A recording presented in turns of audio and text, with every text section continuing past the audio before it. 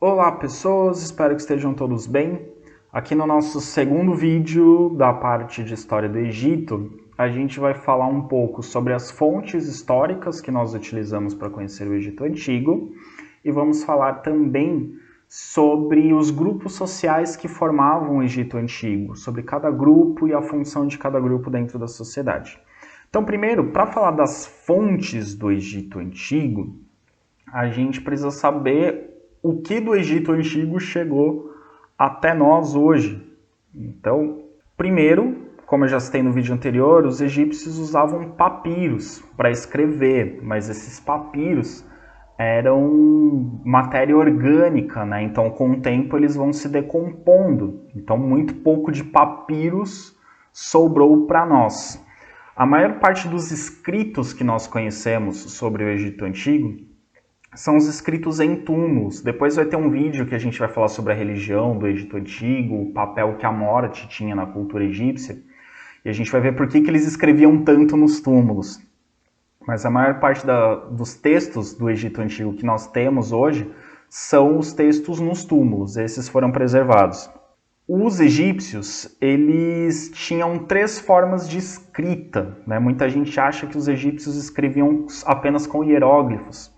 Os hieróglifos, ou a escrita hieroglífica, foi a que chegou para nós em maior quantidade, mas a escrita hieroglífica era uma escrita sagrada, era uma escrita que só era usada nos templos e nos túmulos, era a escrita dos sacerdotes. A maior parte dos egípcios não usava a escrita hieroglífica. Bom, na verdade a maior parte dos egípcios nem sabia ler e escrever, mas sobre isso a gente vai falar melhor depois. O que acontece é que a escrita mais usada no dia a dia, no governo, enfim, para os registros comerciais, eram de outros tipos. Então a gente no Egito Antigo tínhamos 3 formas de escrita. A mais famosa são os hieróglifos, ou escrita hieroglífica. Como eu já disse, ela era uma escrita sagrada, era a escrita dos sacerdotes. Só que essa escrita hieroglífica ela é muito detalhada. No dia a dia, os escribas, que eram os funcionários do governo que faziam os registros, eles usavam a escrita hierática. A escrita hierática é uma simplificação do hieróglifo. E os comerciantes, aqueles que faziam registros de produção, coisas mais práticas, mais ágeis do dia a dia, usavam a escrita demótica. A escrita demótica é uma simplificação da simplificação. Então, se a hierática é a simplificação do hieróglifo, o demótico é o hierático simplificado e com pressa. Então, é uma escrita mais rápida, mais simples. Para vocês entenderem as diferenças, né, eu vou usar como exemplo a terceira linha aqui dessa tabela que vocês estão vendo aí do lado direito da tela. Então, aqui nós temos uma comparação. Primeiro, a gente tem hieróglifos. Eu não sei dizer para vocês o que quer dizer esse símbolo em hieróglifo, mas vocês estão vendo aí que o desenho é um jarro, o significado desse jarro eu não sei dizer para vocês. Os hieróglifos, para que vocês entendam, os hieróglifos são símbolos que representam ideias ou objetos. Então, cada desenho significa uma palavra da nossa língua, seria equivalente a uma palavra. Então os egípcios usavam símbolos para expressar ideias. Alguns símbolos eles juntavam, às vezes pelo som ou porque eram símbolos que juntos podiam significar uma coisa diferente, aí poderia dar uma palavra diferente. Então às vezes o mesmo símbolo podia representar uma ideia já, o símbolo podia ser ele sozinho uma palavra, ou às vezes esse símbolo, o som dele, o som que esse símbolo representava, podia ser juntado com outro para formar uma palavra. Sei lá, um exemplo, que é o único que eu lembro. Uma coruja em hieróglifo, ela é uma coruja, um desenho de uma coruja, mas ela é também a letra M. Então, para escrever algumas palavras, você usava a coruja porque ela tinha o som da letra M. Enfim. Então a escrita hieroglífica ela era bem complexa, na verdade, como vocês podem estar percebendo. Pois bem, então aqui a gente tem 2 tipos de hieróglifo, um aqui por volta de 2700 a 2600 a.C. e o outro por volta de 1500 a.C. Vocês podem reparar que já entre os hieróglifos, o mais moderno é um pouco mais simples, ele é menos detalhado. mas ainda assim é bem complexo. E aqui a gente tem o hieróglifo cursivo, que é ainda mais simples. Então, o cursivo seria o feito à mão livre, digamos. E esse hieróglifo aqui do meio ele é um pouco mais detalhado, já é mais artístico. E esse outro aqui, que é ainda mais detalhado, esse primeiro, na verdade ele é mais antigo, mas conforme a escrita foi se desenvolvendo, os símbolos foram ficando mais práticos, então as formas foram ficando mais práticas. Quando a gente vai para o hierático, se vocês repararem, esse símbolo aqui do hierático, ele é inspirado nesse jarro. Mas ele já não é exatamente um jarro, ele é só um símbolo. Se você olhar para ele aqui sozinho, você não identifica o jarro. Se eu digo para vocês que é inspirado num jarro, vocês começam a identificar as formas. Ah, aqui a tampa do jarro, aqui a asa do jarro, o pegador do jarro, aqui o corpo do jarro. Mas se eu não disser que tem a ver com o jarro, é só um símbolo. E conforme ele vai evoluindo, ó, aqui já é 200 a.C., já é bem depois, já não é nem da época do Antigo Egito, já é um Egito mais recente, né? Já passou por várias transformações. Aqui é só um símbolo. E quando chega no demótico, ó, que é a escrita do comércio, do dia a dia, é só o símbolo mesmo. Já praticamente não tem quase nenhuma ligação com o hieróglifo original. Então, é o que eu falo brincando, né? Que o demótico é o hierático escrito com pressa. Então, então você nem identifica o que é esse símbolo, tá? Esse outro símbolo aqui de baixo eu não sei dizer para vocês o que ele é originalmente, o que ele seria. Mas acredito que ele tem a ver com o papiro. Mas reparem aqui a evolução desse símbolo, como ele era detalhado em hieróglifo. Já em hieróglifo ele é bem simplificado. Quando vai para o hierático já quase não tem relação com o original, e quando chega no demótico é só um risquinho. Então ele vai se simplificando, né, quando chega no demótico. Então essas eram as 3 formas de escrita. Aqui nós temos mais acesso é a hieroglífica, porque é a que ficou nos tempos, mas a gente também tem alguns documentos em hierático e em demótico. E como é que os pesquisadores conseguiram ler isso aí? Imagina um arqueólogo. Ele encontra um túmulo egípcio, a tumba de um faraó. E ele entra na tumba do faraó. E ele fala, nossa, que legal essa tumba. E aí ele vê a parede escrita com todos esses hieróglifos e um monte de coisa escrito. E ele fala, nossa, que legal tudo isso escrito. Quanta informação sobre o Egito Antigo tem aqui. Aí ele olha para esses hieróglifos e pensa, que legal essa escrita egípcia. Mas o que isso quer dizer? Então, os primeiros pesquisadores encontraram e não faziam ideia do que estava escrito. Então, imagina o desespero dos historiadores e dos arqueólogos que encontram um monte de texto, um monte de informação sobre o Egito Antigo. Tudo que eles querem saber sobre o Egito Antigo está escrito ali, só que eles não sabem ler o que está escrito ali, porque está escrito numa forma de escrita que eles não conhecem. Então, durante muito tempo, os historiadores, os pesquisadores de Egito Antigo não faziam ideia do que estava escrito. E como é que eles fizeram para decifrar os hieróglifos? Contaram com um pouco de sorte. Como que foi essa sorte? Um militar francês chamado Jean-François Champollion, ele usou a pedra de Rosetta para decifrar os hieróglifos. O que é a pedra de Rosetta? Um grupo de soldados franceses foi para o Egito construir um forte, construir uma fortaleza. Estavam lá no Egito, ocuparam o Egito militarmente e estavam construindo uma fortaleza. E aí, fazendo as escavações para fazer a fundação da fortaleza, não era uma expedição arqueológica, eles acharam essa pedra aqui, ó, que está aqui na imagem de cima. Eles acharam essa pedra. E aí, quando eles olharam a pedra de pertinho, eles viram que essa pedra tinha um monte de coisinha escrita em hieróglifo. E só que eles perceberam que essa pedra tinha um monte de coisinha escrita não só em hieróglifo. A parte de cima da pedra estava escrita em hieróglifo. No meio estava escrita em demótico. E embaixo estava escrito em grego. Aí o Champollion, esse pesquisador francês, que era um militar também, que era do exército, teve acesso à pedra, falou, opa, Grego eu sei. Grego ainda existe. Tem pessoas no mundo hoje que falam grego. Então a parte em grego dá para traduzir. Aí ele foi e traduziu a parte da pedra que estava escrita em grego. E aí ele pensou, e se por acaso estiver escrito a mesma coisa em grego, em demótico e em hieróglifo?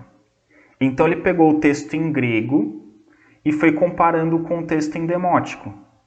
E aí ele conseguiu decifrar o que estava escrito em demótico. Quando ele decifrou o que estava escrito em demótico, ele comparou com o que estava escrito em hieróglifo. E aí ele conseguiu decifrar os hieróglifos. Então, graças a essa pedra que foi encontrada por acaso e que por acaso tinha o mesmo texto escrito numa língua conhecida em demótico e em hieróglifo, os pesquisadores conseguiram traduzir os hieróglifos e hoje os especialistas em Egito Antigo conseguem ler o que foi escrito pelos egípcios. Então percebam que assim, deram sorte, poderiam não ter encontrado essa pedra. Mas aí, a partir do momento que encontraram essa pedra, tiveram que fazer um estudo muito minucioso, decifrando palavra por palavra, símbolo por símbolo, para entender o que ele significava. Vocês estão vendo que é uma pedra... Não, é uma pedra pequena. E essas letrinhas aqui são bem pequenininhas. É um texto grande. Mas foi bom ser um texto grande, porque aí tem um grande número de símbolos, de palavras, que ajudaram a formar essa espécie de dicionário que foi feito a partir do texto em grego que estava nessa pedra. Pois bem, a partir das informações que os historiadores e os arqueólogos conseguiram através dessas fontes históricas do Egito Antigo, eles dividiram a história do Antigo Egito em 3 períodos. E, de novo, a gente está falando de Egito Antigo. Hoje existe um país chamado Egito, que é basicamente no mesmo lugar que existiu o Egito Antigo, mas ao longo da história o Egito teve vários reinos diferentes, várias ocupações diferentes, várias formações diferentes. O Egito de hoje, além da localização, não tem mais muita coisa a ver com o Egito Antigo. A cultura é diferente, a língua é diferente, a religião é diferente. Então aqui a gente está falando do Egito Antigo.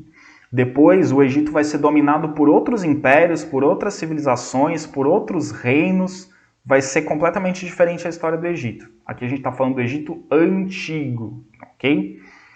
O Antigo Egito é dividido em 3 períodos. O Antigo Império, que vai de 2700 a 2181 a.C., e é no Antigo Império que são construídas as pirâmides, as grandes pirâmides de Gizé, que a gente vai falar melhor sobre elas depois. Então é nessa fase que são construídas as pirâmides. Então as pirâmides são da época mais antiga do Antigo Egito. Depois nós temos o Médio Império, que é de 2040 a 1782 a.C., que é uma época de grande desenvolvimento da escrita hieroglífica. Os hieróglifos vão se desenvolver muito, as técnicas, a forma dos hieróglifos vão se desenvolver bastante nesse período. E nós temos o Novo Império, que vai de 1570 a 1069 a.C., que é o período em que o Egito tem a sua máxima expansão.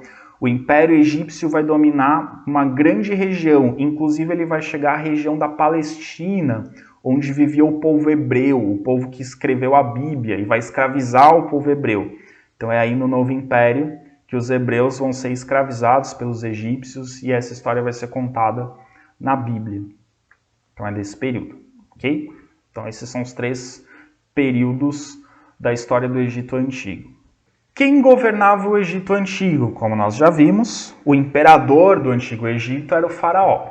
Mas o faraó não é só imperador do Antigo Egito, ele não é só um rei. Ele é rei e sumo sacerdote. Sumo sacerdote é o chefe dos sacerdotes, é o sacerdote mais importante. Então o faraó é um líder político e um líder religioso ao mesmo tempo. No Egito ele era conhecido como senhor de todos os homens e dono de todas as terras. Ou seja, para os egípcios o faraó mandava no mundo. Eles conheciam o mundo inteiro? Não, mas eles achavam que o faraó mandava no mundo inteiro. Basicamente é isso, ele é senhor de todos os homens e dono de todas as terras. Então ele não é só um rei e ele não é só um sacerdote, ele é dono de tudo. E além de ser rei, sacerdote e dono de tudo, ele era considerado um deus. O faraó era considerado a encarnação do deus Horus, que é esse deus aqui, deus Horus, que usa a coroa de faraó. O faraó era considerado uma encarnação do deus Horus. Então o faraó não era só imperador, sacerdote, dono de tudo. Ele era Deus mesmo. Ele controlava o universo. E eles realmente acreditavam que o faraó controlava o universo. Como os egípcios acreditavam que eles eram governados por um deus, a gente diz que o Egito era um estado teocrático. Kratos quer dizer poder, Theos quer dizer Deus. Então, o estado teocrático é um estado que é governado por Deus, que o poder é exercido ou a mando de Deus, ou por um representante de Deus, ou no caso do Egito Antigo, por um Deus. Então, o faraó ele não era só uma pessoa que governava o Egito. Ele não era só uma pessoa que governava e era dono do Egito. Ele não era só uma pessoa que governava, era dono do Egito e chefe da religião. Ele não era só uma pessoa que governava, era dono do Egito, era chefe da religião e era o próprio Deus. Ele governava o Egito, era dono das terras, controlava a religião e controlava também o universo. Então o faraó, para os egípcios, ele era responsável por coordenar as construções das grandes obras, organizar o trabalho nas colheitas, era responsável por fazer o rio Nilo ter cheias na época certa do ano e voltar para o seu leito normal na época certa do ano. Ele era responsável por deixar as terras férteis. Ele era responsável por fazer as plantas crescerem. Ele era responsável por fazer o sol nascer e se pôr todos os dias. Ele era responsável pelo movimento dos astros. Ele era responsável pelas estações do ano. Então o faraó, para os egípcios, governava o universo. Ele não governava o Egito. Ele governava o universo. E se ele fizesse alguma coisa errada, se ele se descuidasse, podia acontecer do rio Nilo ter uma cheia maior do que o esperado. Ou ter um período de seca maior do que o esperado. Ou, de repente, acontece um eclipse. O que o faraó fez de errado para o sol se apagar no céu? Então, o faraó tinha que estar muito ligado em tudo para ele manter o universo funcionando direitinho. Vocês podem me perguntar, o faraó realmente achava que era ele que controlava o universo? Excelente pergunta. Pode ser que alguns soubessem que não. Alguns tinham noção de que eles não faziam isso. Mas pode ser que alguns acreditassem que sim. Mas o importante para a gente não é saber se o faraó acreditava ou não que ele tinha todo esse poder. Mas os súditos do faraó acreditavam que ele tinha esse poder. Isso é o mais importante, tá? E além de tudo isso, o faraó também era chefe do exército. Então, muitas vezes nas guerras, o faraó vai na frente, aqui a canetinha, o faraó vai na frente dos soldados. Ele vai ali com a sua carruagem, com seu arco e flecha na frente dos soldados atacando. Né? Tanto que, de novo, se a gente pega ali a passagem bíblica do Êxodo, quando os hebreus fogem do Egito, o exército do faraó vem atrás dos egípcios e o faraó vem junto. Então o faraó ele é chefe do exército, ele acompanha as tropas. Né? Então ele tem essa participação militar também. O faraó, como a gente viu, ele era muito ocupado governando o Egito e o universo. Né? Garantir que os planetas vão continuar se movimentando em torno do Sol, que o Sol vai continuar esquentando a Terra. Tudo isso dá trabalho. Então ele precisava de auxiliares. Só que para essas coisas mais divinas, tipo as estações da Lua, era ele mesmo que fazia. Ele fazia pessoalmente porque isso precisava de muito poder. Agora, para as partes mais fáceis, que é administrar o império, aí ele tinha auxiliares. O auxiliar mais importante do faraó era o vizir. O vizir, está representado aqui embaixo nessa estatueta metálica. Esse aqui é o vizir Imhotep, que foi um dos mais importantes do Egito Antigo. O vizir ele é uma espécie de primeiro-ministro.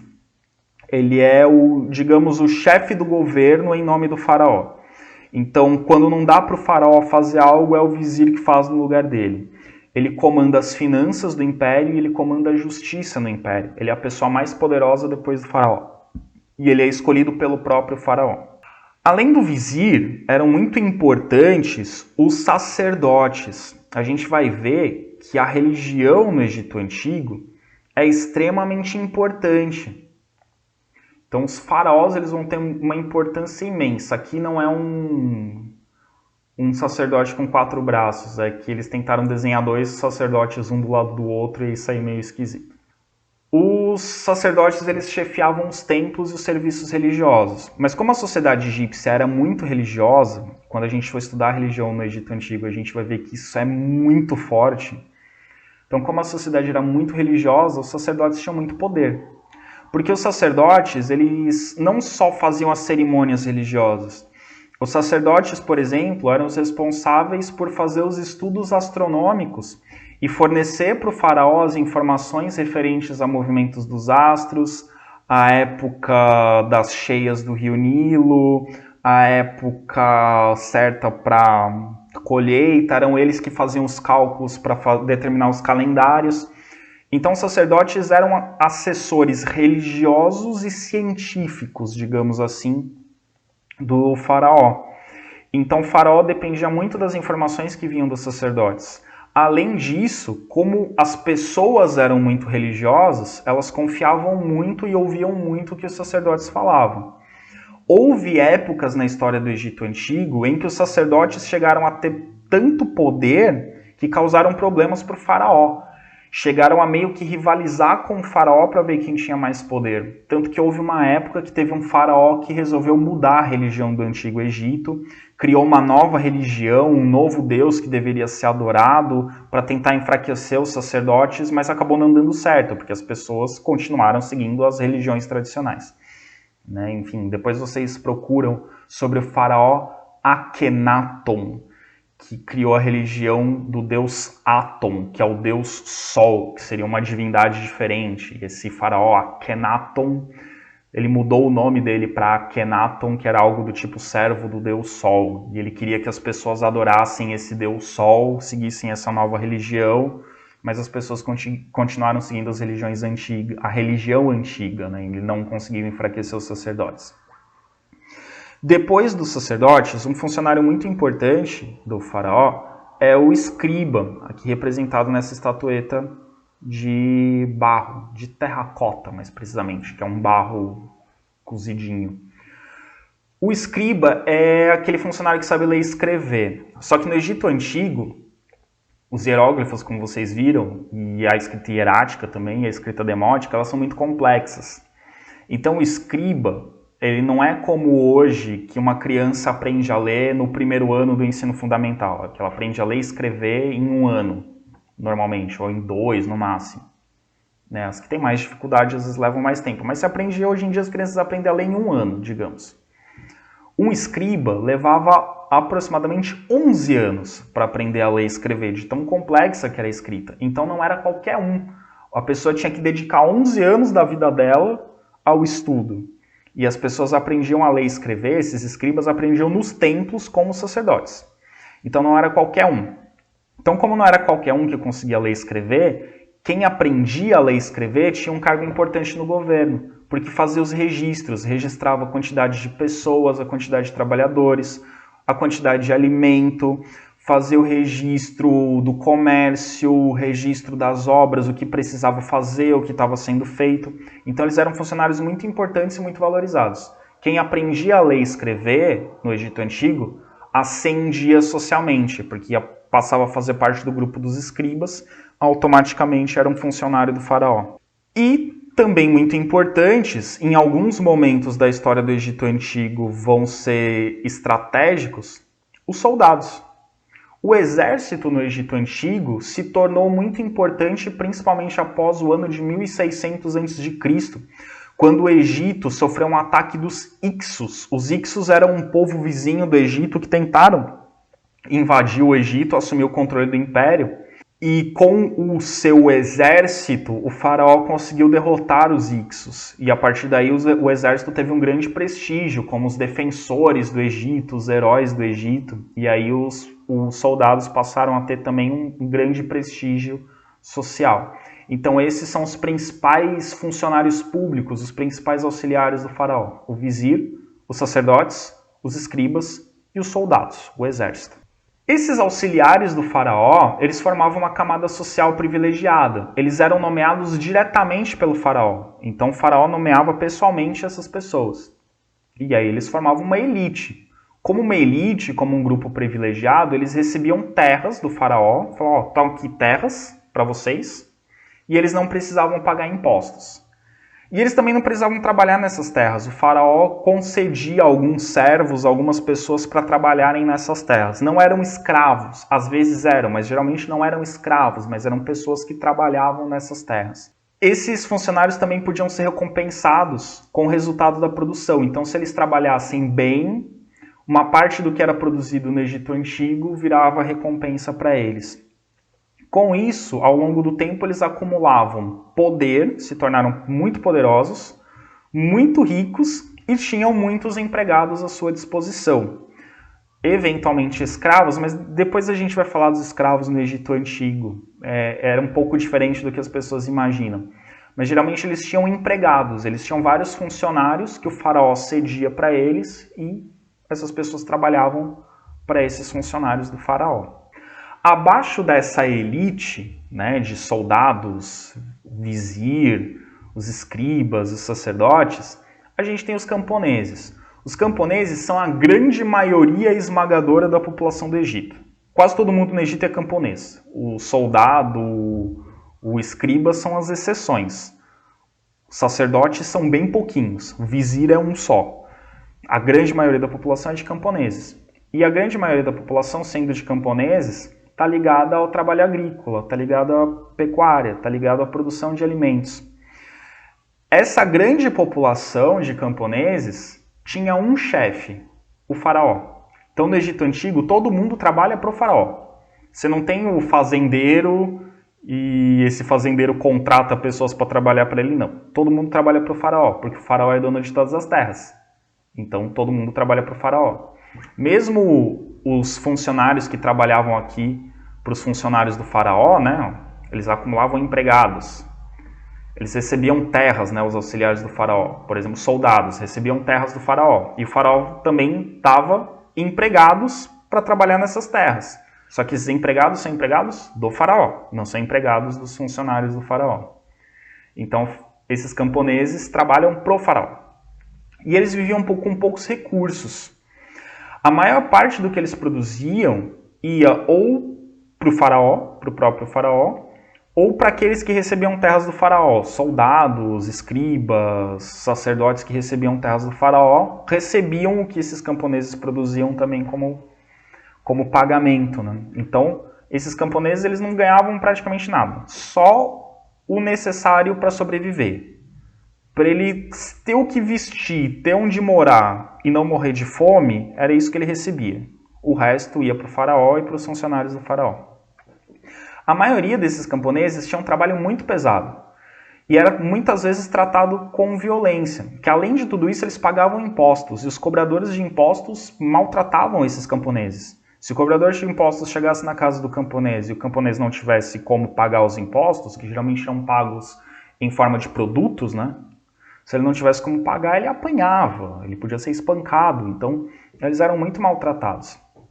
Esses camponeses, eles trabalhavam metade do ano na agricultura e a outra metade do ano nas grandes obras públicas, construindo prédios nas cidades, construindo templos, construindo túmulos, construindo canais de irrigação, construindo reservatórios de água, ou então iam para o exército. Parte dos soldados eram camponeses que serviam o exército quando não estavam na agricultura. Esses camponeses, pessoal, é importante dizer que eles não eram escravos. Tinha escravos no Egito Antigo, mas era uma outra coisa que a gente vai falar depois. Esses camponeses são egípcios que não eram escravos, mas eles também não eram totalmente livres. Por que eles não eram totalmente livres? Porque eles eram subordinados à autoridade do faraó. Se o faraó dissesse, vai trabalhar, ele ia trabalhar. Se o faraó dissesse, vai para a guerra, ele vai para a guerra. Se o faraó dissesse, você vai morrer, essa pessoa morria. O faraó tinha poder de vida e morte sobre as pessoas. Ele tinha autoridade total.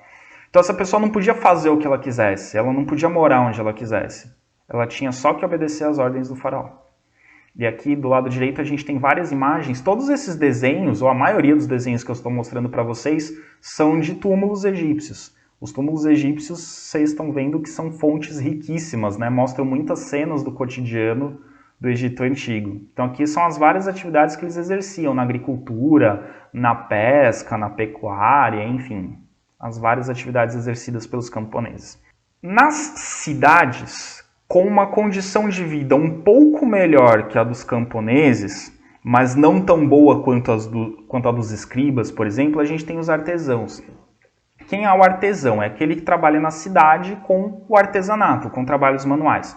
Então a gente tem os pedreiros, que vão ajudar nas construções, a gente tem os oleiros. Oleiro é quem trabalha com barro, com cerâmica, fazendo objetos de cerâmica, objetos de barro. Então esses são os oleiros. E tem os entalhadores, são aqueles que vão fazer esculturas em pedra ou em madeira. Geralmente esses artesãos trabalhavam nos templos e nos palácios dos faraós.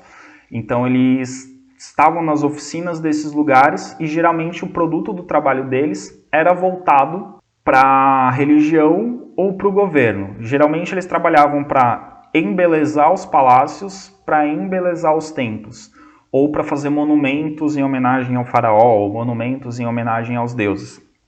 Não era necessariamente para o comércio, né, para grande população. Uma outra coisa sim, mas eles trabalhavam muito voltados ao templo e ao palácio. E em troca, o que eles recebiam? Um salário? Não. Eles recebiam alimento e roupa. É isso. Vocês vão reparar aqui nesse desenho também de um túmulo egípcio representando o trabalho desses artesãos, e aqui tem vários artesãos diferentes. Vocês vão reparar que alguns são carecas. Os sacerdotes raspavam o cabelo. Então, provavelmente, essa oficina pertencia a um templo.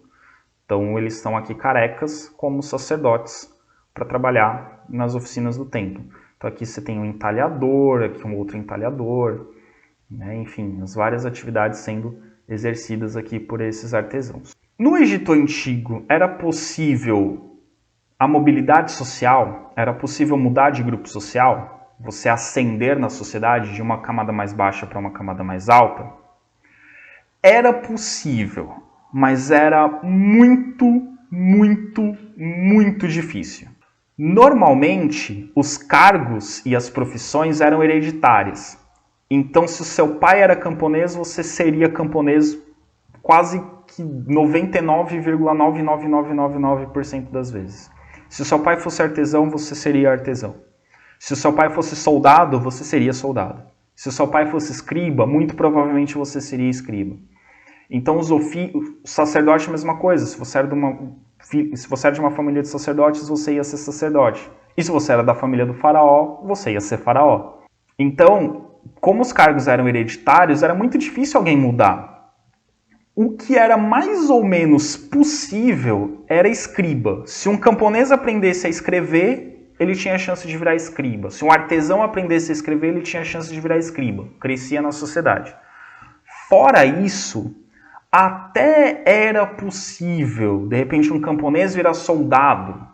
Né? Tinha os camponeses que lutavam na guerra, mas normalmente eram soldados temporários. Mas podia acontecer de um camponês virar um soldado profissional, integrar o grupo do exército. Podia acontecer de repente um escriba virar sacerdote, mas isso era muito difícil, muito difícil. Era possível, mas era muito difícil. Outra coisa que podia ter uma ascensão social era o soldado. Os soldados vitoriosos recebiam recompensas do faraó, ou recebiam terras, ou tinham o direito de ficar com parte das riquezas conquistadas do inimigo. Então ele tinha um crescimento social, ele se tornava uma pessoa com uma vida melhor, mas continuava sendo soldado, não mudava de grupo social. Então existia mobilidade social no Egito Antigo, mas era muito difícil. Certo? Então, vou deixar para falar sobre a escravidão mais para frente, né? Não vou falar nesse vídeo, mas para vocês entenderem, assim, bem basicão, os escravos eles são prisioneiros de guerra e eles não vão trabalhar nas coisas mais importantes do Egito. Tanto que muita gente acha que as pirâmides foram construídas pelos escravos, não foram. As pirâmides eram sagradas, os escravos não podiam mexer naquilo. As pirâmides foram construídas pelos egípcios, pelos camponeses egípcios, não pelos escravos.